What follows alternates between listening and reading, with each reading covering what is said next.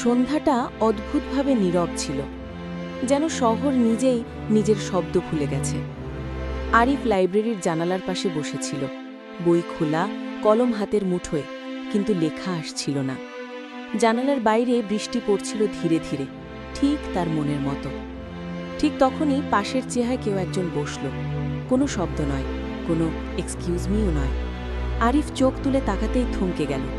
একজোড়া গভীর চোখ, শান্ত, অথচ ভেতরে যেন লুকানো ঝড়। তৃষা। কথা হয়নি, কিন্তু কিছু একটা শুরু হয়ে গিয়েছিল। পরের দিন আবার দেখা, একই সময় একই জায়গায়। এইবারও কথা নেই, শুধু পাশাপাশি বসা। আরিফ খেয়াল করল মেয়েটা পড়ার ফাঁকে ফাঁকে জানালার দিকে তাকায়, যেন কিছু খোঁজে, কিন্তু জানি না কি।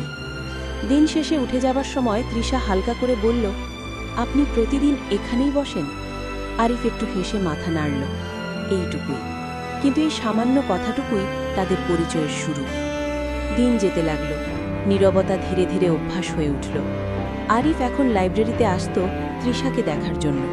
তৃষা আসত কারণ কেউ একজন চুপচাপ পাশে বসে থাকে। তারা কথা বলতো না বেশি, কিন্তু তৃষা জানত আরিফ থাকলে জায়গাটা নিরাপদ। আরিফ জানত এই নীরবতা ভেঙে গেলে কিছু একটা হারিয়ে যাবে।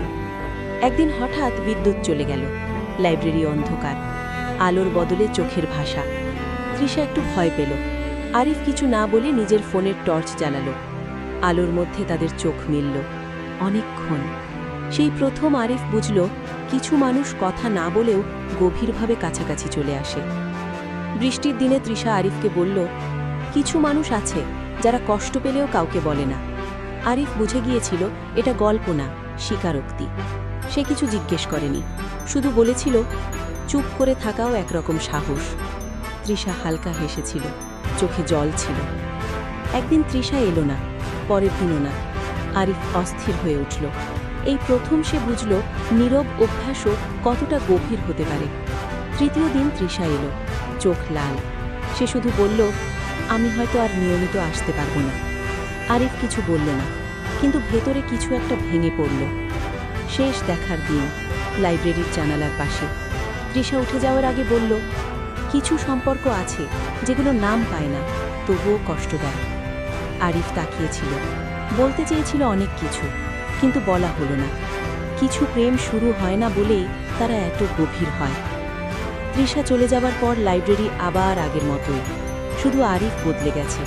সে বুঝে গেছে এই গল্পের শুরু হয়েছে, কিন্তু শেষ এখনও অনেক দূরে। আর এই নীরব শুরুই একদিন ভয়ঙ্কর শব্দ হয়ে ফিরে আসবে।